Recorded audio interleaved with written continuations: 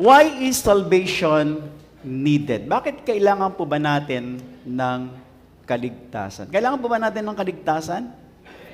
Amen. Tanungin mo katabi mo, kailangan mo bang maligtas? Ilan po yung magsasabi sa inyo na ako ay ligtas na? Taas po ang kamay. Ayan, si Tatay Mar, sila Kuya Jas. At ilan po yung nagsasabi na hindi siya sigurado, no? Hindi siya sigurado na ligtas na siya. Meron bang ganon? No, siyempre kanina tanong natin, sino yung magsasabi sa sarili niya na ako ay ligtas na? At yung second question, sino yung magsasabi na hindi siya sigurado? Meron ba doon? Meron pa? Si Tatay Mar din. Mukhang makaka-perfect kayo. At ilan yung nagsasabi na hindi niya alam na ligtas na siya.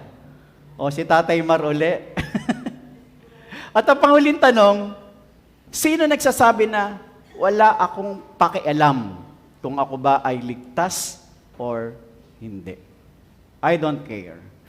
Parang ganon. May mga ganon po bang tao na wala silang pakialam kung sila ba ay ligtas na or hindi? Ito po yung pag-uusapan natin because this is Mission Sunday. So pag-uusapan natin is about salvation. At kung meron man tayong nais kong matutunan natin sa umagang ito, ipa-plus po ni Kuya Diyos, the Pogi. Sabay-sabay nga tayo. Parang ang hina, parang hindi pa kayo nag-aalmusal. Ulitin po natin, sabay-sabay tayo. 1, 2, 3, again. Sa buhay ay sapat.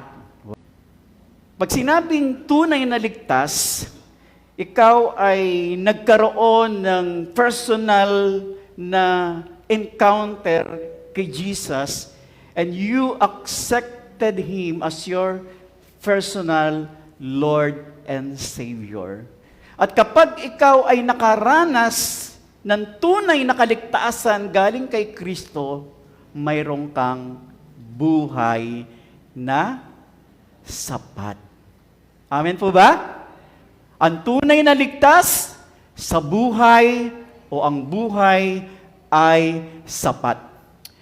Ang buhay ninyo ay maharap sa panganib. Ano po ang una-una ninyong gagawin? Siyempre, tatawag tayo sa Diyos. Tama po ba? No? Ang unang impression natin o reaction natin kapag mayroong panganib tayong kakaharapin, tayo ay mananalangin. Ikaw ay gagawa ng paraan upang maligtas ang iyong buhay o mailigtas ang iyong sarili.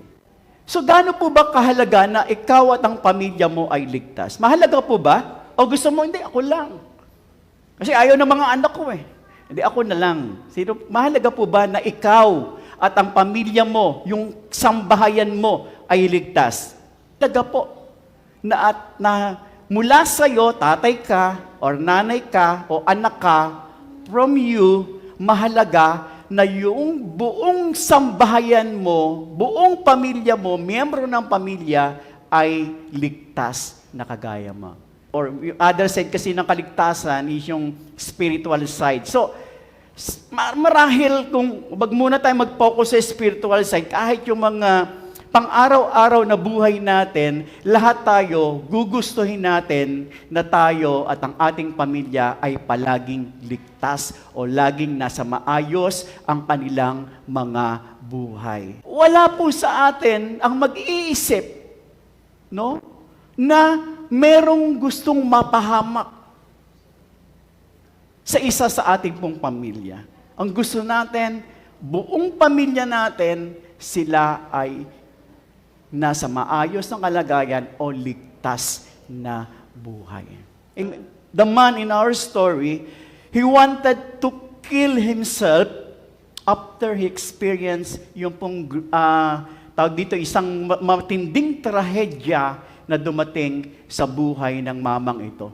No? So ibang klase, no?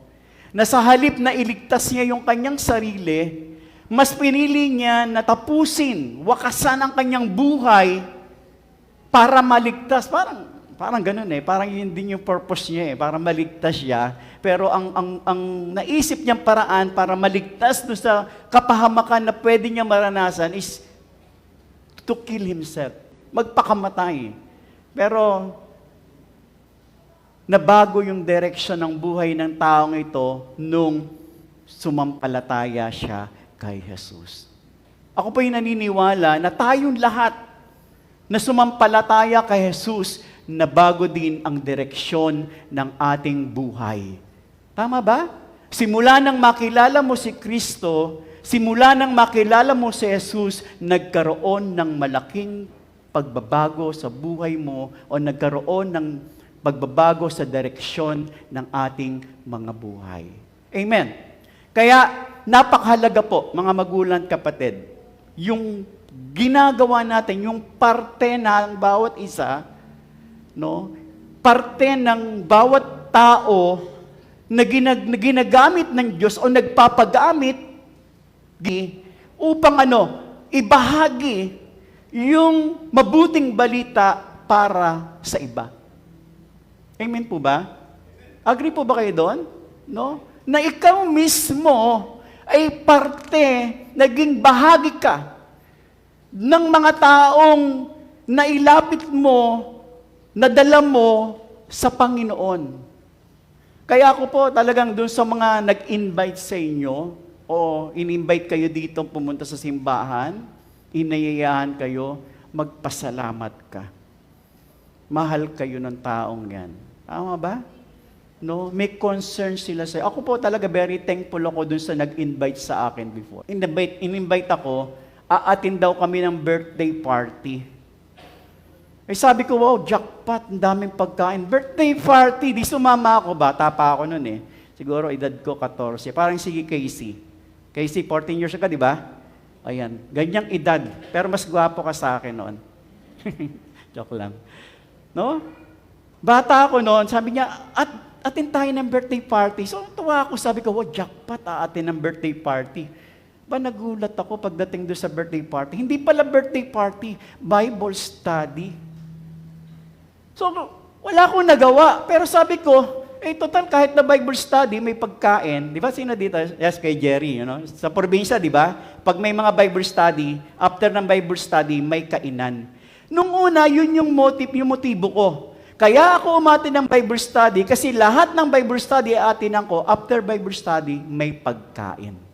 Pero alam nyo, mga kapatid, napansin ko na dati after ako sa food, pero napansin ko, uti-uti, nabago na yung desire ko, nagugustuhan ko na yung pagdalo, nagugustuhan ko na yung pag-aaral ng Bible. And nagno-notes ako, sinusulat ko yung mga memory, yung mga verses na binibigay ng pastor, and then sinusulat ko kahit yung mga jokes niya, sinusulat ko, tapos nilalagay ko din doon sa notes ko kung kailan siya iiyak, dito sa part na to magpapaiyak na yan, iiyak na yan.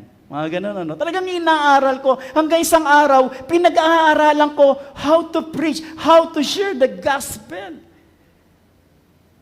At sa edad na 17, mga magulang kapatid, 17 years old, nangangaral na po ako.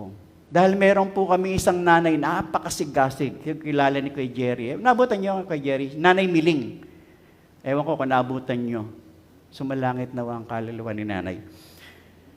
Lahat ng patay o namamatay na may lamay sa bayan po ng Liliw, nag-i-evangelize po kami. At ako po yung laging tinatawag. Bakit ako? Kasi ako yung medyo matapang-tapang. Yung mga kasama ko, laging si Tangga, si Brother Sunny na lang, si Brother Sunny. Ako naman, basta Word of God dyan, mag-share ng Word of God, sige. Kasi alam ko, pagkatapos ko mag-share, may chicha. May kape, may tinapay, di ba? May lugaw, may pansit. Saan ka pa? Sharing naman, 30 to 40 minutes mag-share ka, after nun, kakain ka na. So, parang ganun. Pero hindi po, joke lang yun, na after the food. Pero yun po yung katotohanan. 17 years old pa lang ako po ay talagang aktibo na sa pagbabahagi ng salita ng Panginoon. Mga magulang kapatid. Kaya ang training namin noon, hindi po sa loob ng church.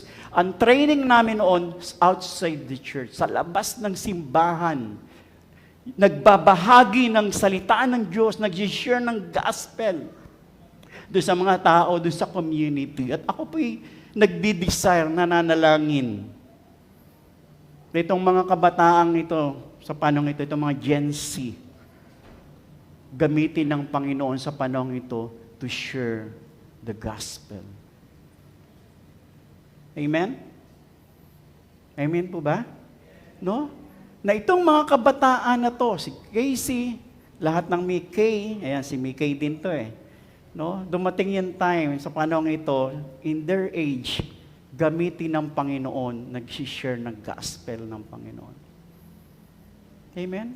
Kasi namatay na yun eh. Parang ngayon, parang naging kampante na lahat ng mga kabataan eh, no? Kasi puro nasa ML na kasi, no? Munting larawan. Hindi, munting larawan. Wala maisip sa ML. Okay, Acts chapter 16, verses 30 to 31.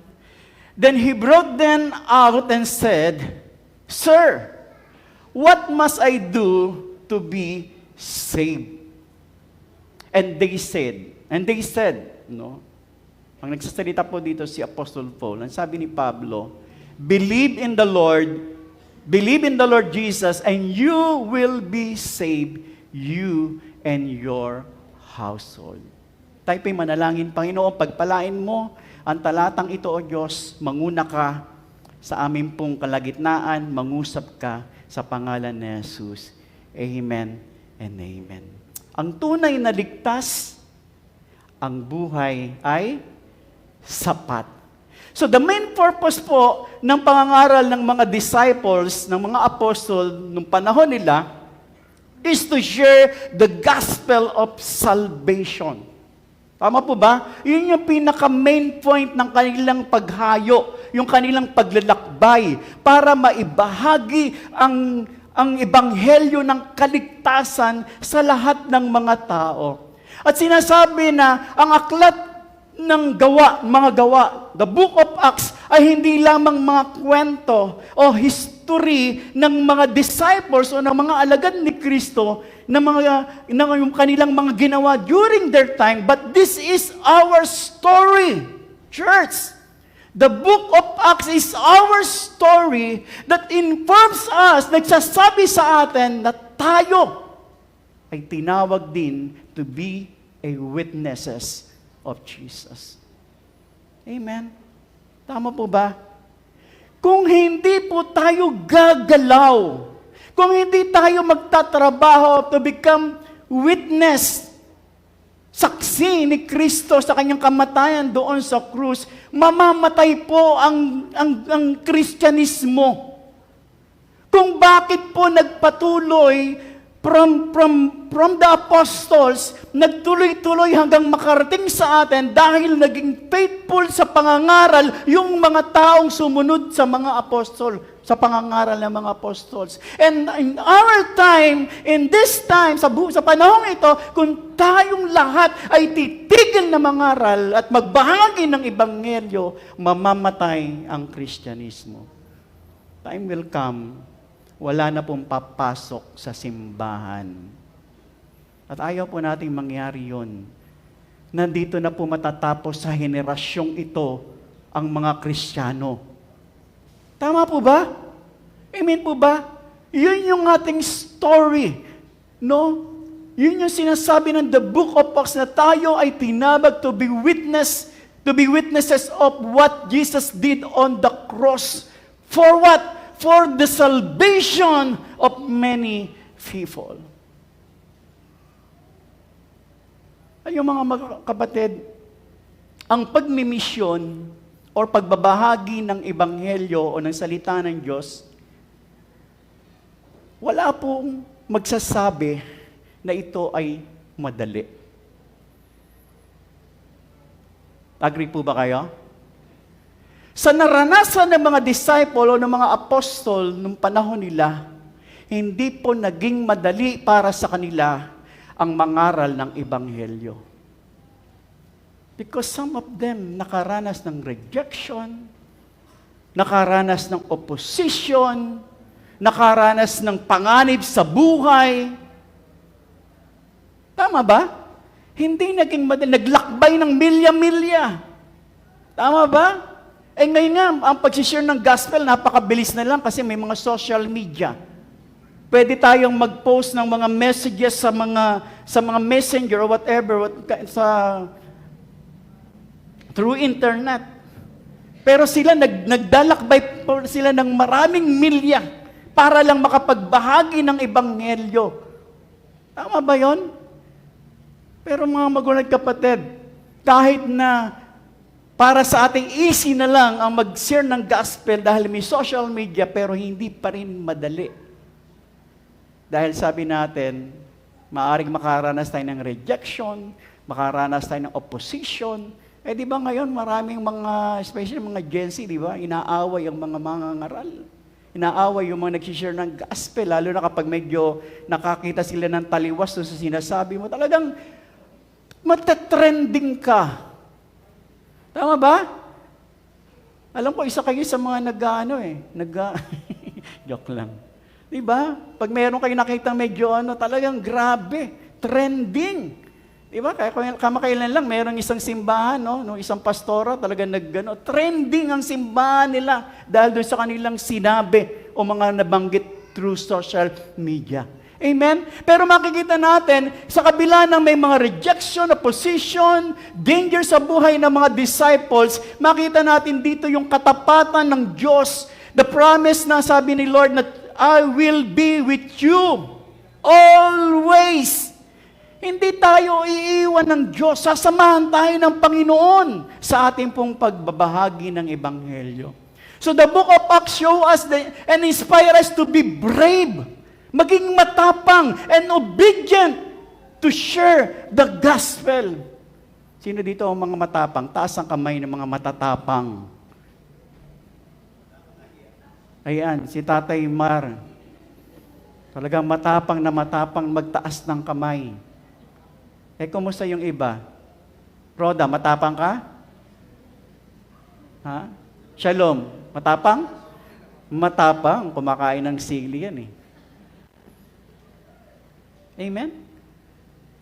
For a quick background, ito po ay ang ikalawang paglalakbay ni Apostol Pablo. Amen? So, meron pong unang paglalakbay si Apostol Pablo, and ito pong ating pag-uusapan ay yung second journey, missional journey ni Apostol Paul. At dito, kasama niya sa paglalakbay ay sila Silas. No? At sumama rin sa kanila ay sino? Yung isang batang-bata. No? Si Timoteo. No? Meron tayong verse dyan, si Timoteo. No? So, si Timoteo ay nagmula po sa bayan po o sa lungsod po ng Lystra o Derbe. Tama? Lystra, ayan, Derbe. Ayan.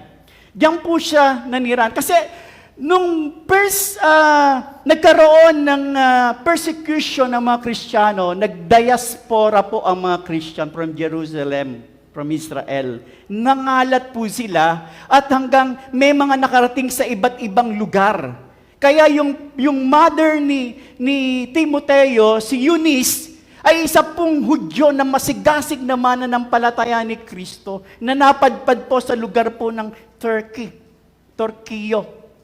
No? At nakapangasawa ng Turkiyo. Kaya nga, itong si Timoteo, half Jew siya and half Gentiles. Nakuha niyo ba? Nasundan niyo? So, nung nagpunta sa Lystra o sa Derbe sila Pablo, sa kanyang second journey, missionary journey, na kilala niya itong si Timoteo at isinama niya sa kanyang ikalawang paglalakbay itong si Timoteo. Tama ba? So, sa mapa po, o sa tawag dito sa bagong mapa po, yung Lystra po, yung Derbe po, ay sako po ng Turkey. Sa panahon ngayon, Turkey po. So from Jerusalem, from Israel, naglakbay sila sa Turkey. At doon nila nakilala si Timoteo. So to cut the story, sa halip na magtungo sila sa Hilaga, No? Makita natin, ano? Sa halip na magtungo sila sa Hilaga, sa Bethania, no? From Turkey, no? From Lystra o Derbe, nagpunta sila saan? Dapat ang next stop nila is sa Bethania. Tama ba? Pero, sinabi sa kanila ng Diyos, huwag kayong magpunta dyan, pumunta kayo sa lungsod ng Troas o Troas. Tama ba? So, yun yung direction sa kanila ng Diyos. No? Mula po sa bansang Turkey, sila po ay pumunta sa probinsya ng Bitanya at nung naando na sila, kasi ang purpose nila doon, the next stop nila is Bitanya para doon mag-share ng gospel. Pero sabi ni Lord, huwag kayo dyan. Dumuli kayo ng Troas. Nakita niyo ba? Medyo maliit lang. At doon sa lungsod ng Troas, ito po ay, ang pagitan po nito, yung Aegean Sea. Ayan, makita niyo Aegean Sea. No? So yung Turkey, at saka yung Greece, magkaano po yan? No? Ito yung Turkey, itong lugar na to, ito po yung Greece. Ang direksyon sa kanila ng Diyos, magpunta sila sa Greece. Tama ba? Mula sa Turkey, naglakbay sila sa Greece. Mga kapatid, pansinin niyo nilakbay nila. By foot po yan, ha? Hindi po yung nakasakay sa kamelyo, hindi nakasakay sa kabayo, hindi nakasakay sa kalabaw. Lakad. Mula sa bansang Turkey, nilakad nila papuntang Troas, at from Troas, sumakay ng bangka papuntang Greece. Naku, nasundan niyo po ba? So habang sabi nga natin, nasa lungsod sila ng Troas, sabi ng verse 9 to 10, dahil ang sumulat ng Book of Acts ay si Lucas, binanggit ni Lucas yung sabi niyan, tumawid kami. Ibig sabihin, nung tumawid sila from Turkey to Greece, kasama si Lucas, si Pablo, si Timoteo, si Silas, at mayroon pang iba, alam ko sila Priscilla kasama din sa pagtawid.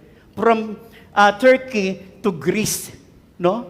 At mababasa natin sa verse 10, no, diyan natin mababasa yung sinabi ni Lucas na kami ay tumawid sa Macedonia. Bakit? So, dahil ang sabi ng Diyos sa kanila, mayroong isang pangitain, si Pablo, na nagsasabi, pumunta kayo sa Macedonia, tulungan nyo kami. Sa vision po to, ha? Nagkaroon ng vision from Troas, nagkaroon ng vision si Pablo na nagsasabi, tumawid kayo sa Macedonia, tulungan nyo kami. Sa verse 9 po mababasa natin. Sabi niya, the man stood there, ito yung vision niya, the man stood there and begged, nakikiusap, come across to Macedonia and help us. Ang Macedonia po ay sako po, nasa hilaga po ng Greece. At ang Greece po ay nasa sakupan ng Europa. So, ibig sabihin, naging sentro ng pangangaral ng Ebanghelyo doon sa second journey ni Paul and Silas ay ang buong Europa. Nakuha niyo po ba? So, dahil ang pinaka-pangunahing lungsod diyan sa Greece ay Thessalonica at Pilipos o Pilipay, doon sila naglagi sa Pilipos o sa Pilipay. No? Dahil ang Pilipos po ay isang mahalagang kolonyal ng Roma. At sa Pilipos po, nung sila'y nakarating doon, wala pang sinagoga. Kasi bakit? Kakaunti pa lang ang Hudyo na naninirahan sa Pilipos. Ilan pa lang. No? Sa batas ng Hudyo, kapag wala pa kayong 10, hindi pa kayo po pwedeng magtatag ng o magtayo ng sinagoga. So, dahil wala pang sinagoga sa Pilipos, ang ginawa ni Pablo, doon siya nag-start ng mangaral. At alam niyo mga kapatid, ang kauna-unahang na born again, ang kauna-unahang nanampalataya sa Europa ay walang iba, ang pangalan, Lydia. Tama ba? Hindi po Linda, Lydia. Baka magising si Nanay Linda, natutulog eh. Lydia. Ang kauna-unahang babaeng taga-Europa na nakakilala kay Kristo. Isa po siyang negosyante. Taas ang kamay ng mga negosyante. Wala. Ayun, si Atinita, si Joey at saka si Cherry. Sino pa? Aking asawa. Sino pa? Sino pa mga negosyante? Negosyante. May-ari ng mga kalupaan. Kabahayan pala. Si Lydia po, isang negosyante, isang babaeng negosyante, nagtitinda ng tina. Hindi po tina sa buhok. Tina sa tela. Ayun, pangkulay pala sa tela. So sinasabi ng marinig ni Lydia, ayan, na taga Thyatira, sabi dito, ay nanampalataya siya sa mensaheng ipinangaral ni Apostol Pablo. At hindi lang yun, church. Inanyayahan ni Lydia ang buong, sangbahayan niya. Dinala niya si Pablo sa kanyang buong sambahayan at ipinangaral dun sa kanyang buong sambahayan ang Ebanghelyo. At anong nangyari? She and all the people living in her house were baptized. Buong pamilya, church. Buong pamilya. Hindi lang si tatay, hindi lang si nanay ang na-born again. Buong pamilya nakakilala kay Kristo. At ang ganda ng nangyayari, silang lahat ay nagpabautismo. So nakikita po natin dito sa New Testament time, pamilya ang naboborn again. Tama ba yun?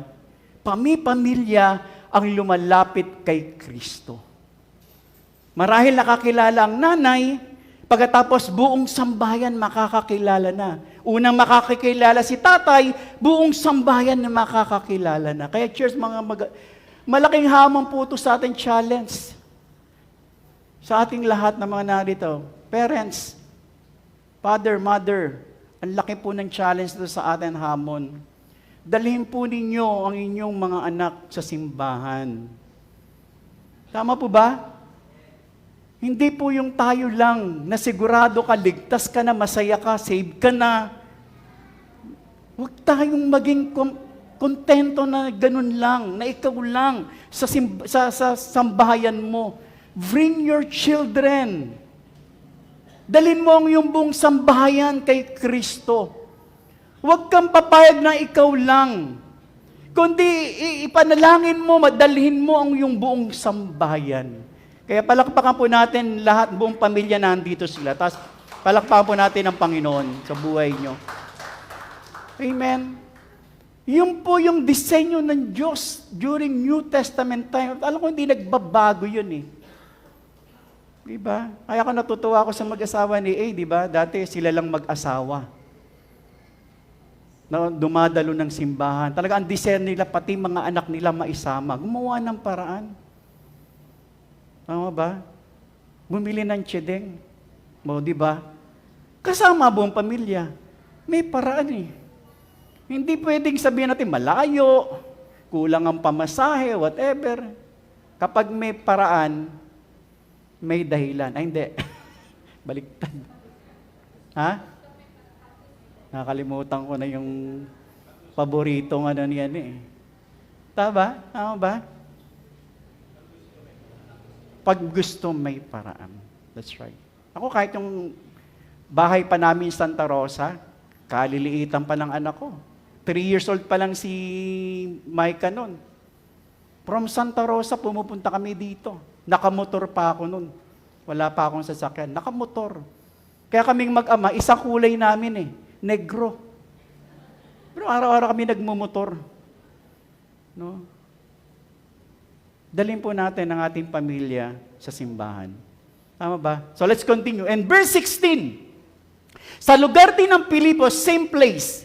Sa lugar din ng Pilipos ay may isang kawawang aliping babae, a servant girl, met us, no? Inaalihan itong babaeng ito, sabi diyan, she had a spirit in her that gave her the power to tell what would happen in the future. Ang babaeng ito, ang batang babaeng ito, sabi ng Bible, inaalihan ng masamang espiritu. Ito ay binigyan ng masamang espiritu ng kakayanang makapanghula.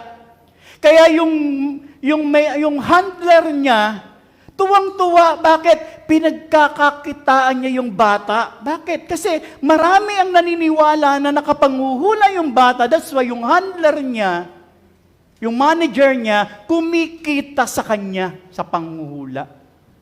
Pansin niyo yun?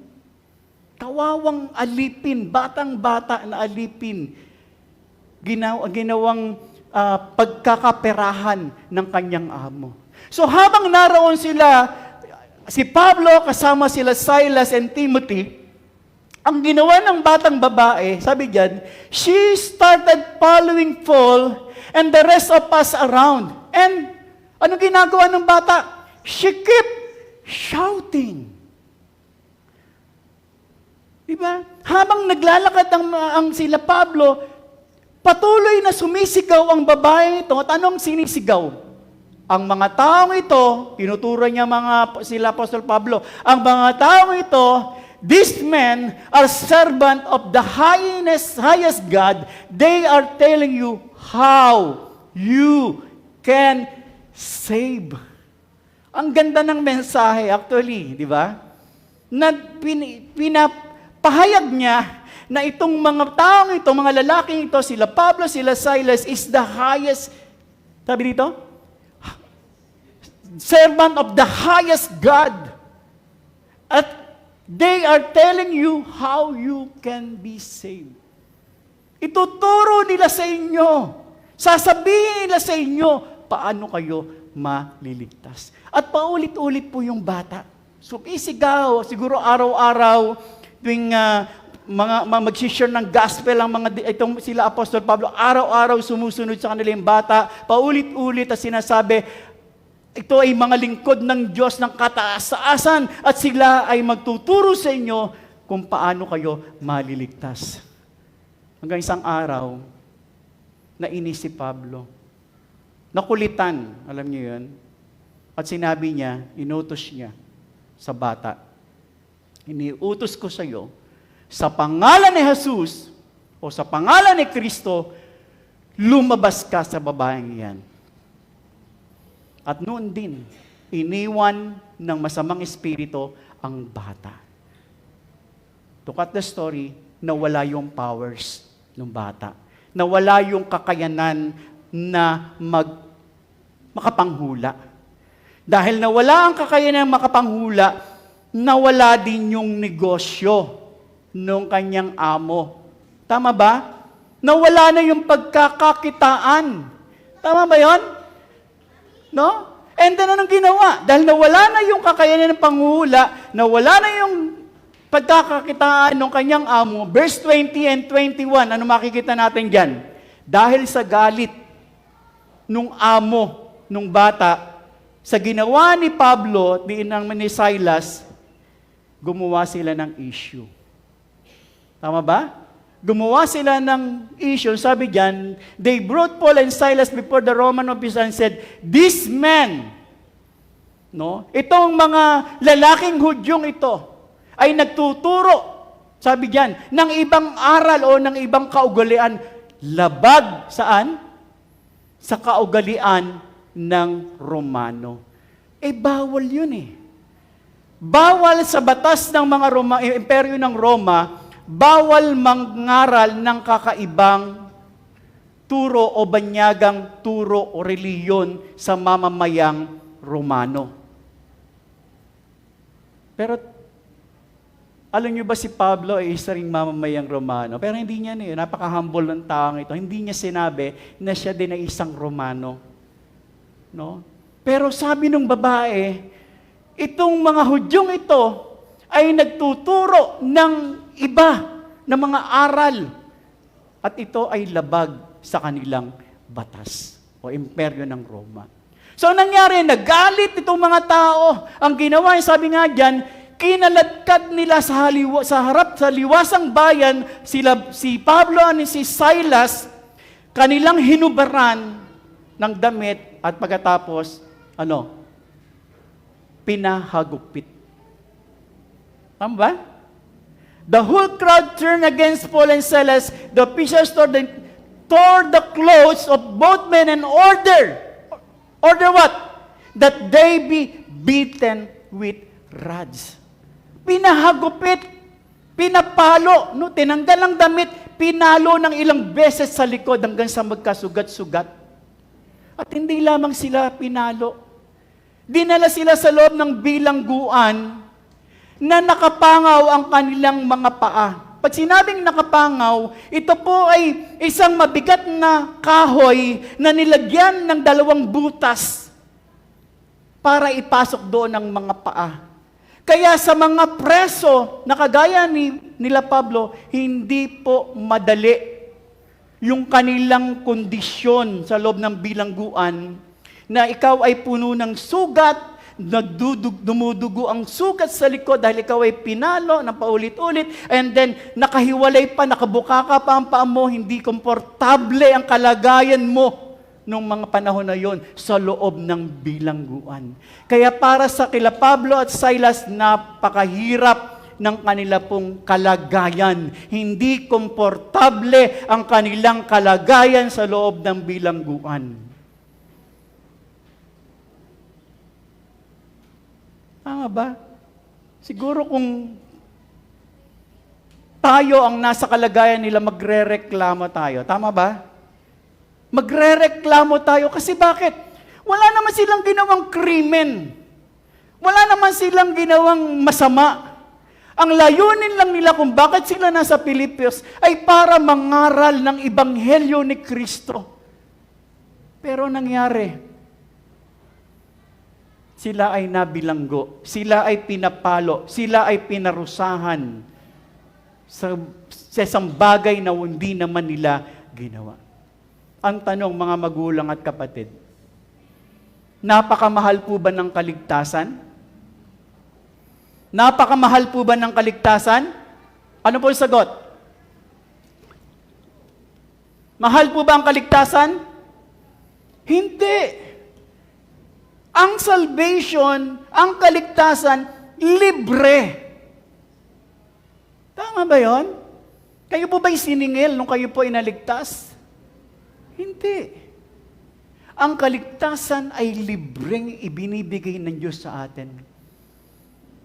Pero yung ginawa ni Kristo doon sa krus ng Kalbaryo, napakamahal. Bakit? Dugo niya ang pinangbayad. Dugo ni Kristo ang naging tanging kabayaran sa ating mga kasalanan. At hindi lamang yun.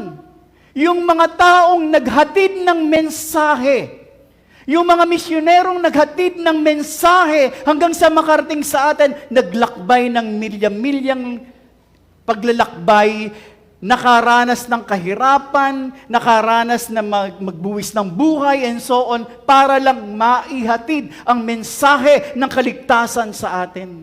Church. Amen ba? Kaya yung sabi nga natin, yung mga nag-invite sa inyo, mahalin nyo. Bakit? Ang gumastos yan. Nagpakape. Nagpakape ka ba, Miday? Di ba? Ayan, nagbuhat ng electric pan. Gumastos. Nag-invite sa inyo, ginasusan ka sa pamasahe, pinakain ka pa, and so on, whatever, para lang maibahagi sa iyo yung mabuting balita. And even the disciples, the apostles, ganun yun. Hindi madali yung kanilang pinagdaanan para lang ibahagi ng libre. Church, libre ang kaligtasan, pero napakamahal ng ginawa ng mga taong nagmahal sa inyo para maibahagi sa inyo ang libreng kaligtasan. Huwag niyo naman baliwalain. Huwag niyo yung tapak-tapakan lang na parang walang kwenta. Pasalamatan niyo. Amen? Mamaya kung wala dito, i-text niyo, thank you. Dahil sa iyo. Ako, yung nagdala sa akin, sumalangit na ba ang kanyang kaluluwa. Hindi ko na matitext, patayin na eh. Church, amen ba? Libre po ang kaligtasan, pero napakamahal ng pinantubos ni Kristo para sa atin. Napakamahal ng sakripisyong ginawa ng mga misyonero para maihatid sa atin ang mabuting balita ng kaligtasan. Tama ba? So let's continue. In 2 Corinthians chapter 11 verse 25, isinulat ni Apostol Pablo sa aklat na to na siya ay nakaranas na hagupitin ng 3 beses at marahil ay yung naranasan niya sa Pilipos o sa Pilipay na paghagupit ay isa doon sa naranasan niya. Kasi 3 beses siya pinalo, di ba? Isa yung nangyari sa Pilipos. So matapos nga sila ay hagupitin, ipakulong, at habang nakakulong ay inilagay ang paa sa isang mabigat na kahoy at nilagay na may butas na magkahiwalay and so on. Sabi nga natin, hindi komportable ang kanilang kalagayan, hindi maganda ang kanilang kalagayan, whatever, mahirap yung kanilang kondisyon. Pero makita natin, sa halip na reklamo, sa halip na daing, aray, ang sakit ng likod ko, ang sakit na ng ngalay na ako. Hindi po daing ang maririnig sa buong bilangguan. Marahil ang inaasahan natin ay daing at pagreklamo. Pero hindi daing at pagreklamo ayon kay Lucas ang narinig, ang umalingaw-ngaw sa buong bilangguan. Kundi pag-aawitan ng papuri at pagsamba sa Diyos. Hallelujah! Palakpakan natin ang Panginoon. Pagpupuri at pagsamba sa Diyos. Instead of groaning and cursing, what they heard is praising and singing.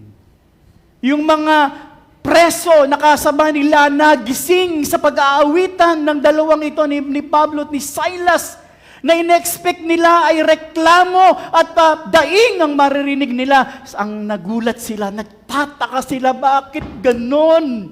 Bakit sila masaya pa? Bakit tuwang-tuwa pa silang nakagapos? Bakit kampanteng-kampante silang puno ng sugat ang katawan nila? Ay sila, nung sila ay nakaranas noon, talagang hirap na hirap. Dumadaing sila, nagrereklamo sila. Bakit itong mga taong ito, ganun sila? Bakit hindi sila nagrereklamo? Bakit pagpupuri at pagsamba sa Diyos, pasasalamat, kagalakan, kapayapaan ang nararanasan nila? Amen po ba? Acts chapter 16 verse 26. Habang nakikinig ang mga preso, nagugulat sila sa nangyayari na sa halip na daing, reklamo, papuri at pagsamba sa Diyos. At habang nandun silang estado, biglang nagkaroon ng isang, and suddenly, there was an earthquake. Nagkaroon ng napakalakas na lindol. Dahilan para mabuksan ang mga pinto ng bilangguan. Dahilan para matanggal yung mga kadena sa kanilang mga kamay. Matanggal yung pangkaw nila, pingkaw nila, whatever. Hallelujah. At hindi lang yung mga kadena nila natanggal. Hindi lang yung selda nilang nabuksan ng pinto, pati yung ibang preso nabuksan ng pinto, natanggal ang pagkakatali nila. Nakalag sa pagkakakadena nila. Yung lahat ng nasa bilangguan. Ang tanong, ito ba yung nagkataon lang na nangyari? Sa palagay nyo, nagkataon lang ba na nangyari? Na para lang gusto ng Panginoon ipakita yung kanyang kapangyarihan? Pwede. No? Walang kaduda-duda. Kamay ng Diyos, gawa ng Diyos, kapangyarihan ng Diyos. Tama ba yon? Pwede ba yung mangyari? Pwede. Pero mga kapatid, hindi po yun ang gusto kong makita nyo. Amen? wala tayong question sa kapangyarihan ng Diyos. He can do miracles sa buhay mo. Tama ba? Pero ang gusto kong makita mo, sa bahay ito, yung supreme miracle of the gospel. Yung naging hatid ng gospel sa buhay ng mga apostol, mga alagad. Na ang bunga nung gospel sa buhay ng mga disciples, salvation. Tama ba? At yung kasama ng kaligtasan na meron sila, church, tunay na kalayaan. Nakita niyo yun? Ibig sabihin ng tunay na kalayaan, kahit ikaw ay bilanggo ng problema, kahit ay bilanggo ng kahirapan, kahit ikaw ay bilanggo ng sakit at karamdaman, bilanggo ng kakulangan at iba't ibang bagay, you can sing praise. You can worship the Lord. Sa kabila ng kondisyon na meron ka. Yes, physically bilanggo ka ng karamdaman, pero ang puso mong kaluluwa mo, malayang-malayang sumamba, magpuri, magpasalamat sa ating Diyos na buhay. Amen? Sige pa, palakpakan niyo ang Panginoon. Yan yung bunga ng kaligtasan, church. Kaya nasabi nga natin, ang tunay na ligtas, ano yan? Ang buhay, sapat. Hindi ba kasapatan yun? Nakabila ng mga sugat at latay na meron sila, hindi komportable ang kanilang kalagayan, pero nagawa nilang magpuri at sumamba sa Panginoon. Paano nangyari yun? Yun yung bunga ng kaligtasan, kalayaan. Na kahit naghihirap tayo, kahit bat-bat ka ng problema, kahit may sakit ka, nangihina ang katawan mo, tuloy-tuloy ang pagsamba at pagpupuri mo dahil ikaw ay malaya. Yes, bilanggo ka ng sakit. Yes, bilanggo ka ng problema, pero malaya ka para magpuri at magpasalamat sa Panginoon. And that is the supreme triumph of Christians' experience. Kaya dito pa lang makikita mo na, tunay na ba talaga akong ligtas?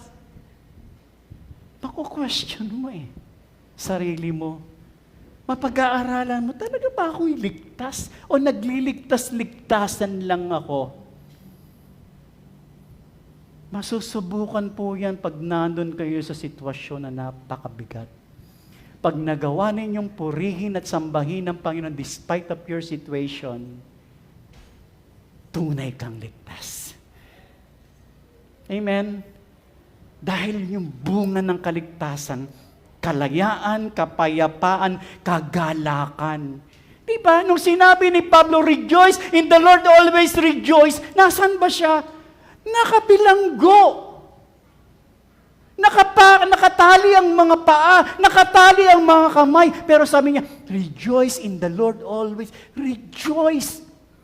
Tayo, posibleng mag-rejoice kapag bagong sweldo. Di ba, Jazz? No? Pag bagong sweldo, masaya tayo, may pang-Jollibee mga bata. Pero kapag ikay nasa hikahos na buhay, tapos ang pangangailangan ng pamilya, walang halos makain, mahirapan ka mag-rejoice Pero kapag naranasan mo yung tunay na salvation sa buhay mo, ang tunay na ligtas, ang buhay ay sapat. Amen? Kaya gulat na gulat yung mga preso Sa halip na daing, sa halip na reklamo, narinig nila pagpupuri sa Diyos. Church, kapag ito ang naranasan mo, what you experience is a complete salvation. Amen?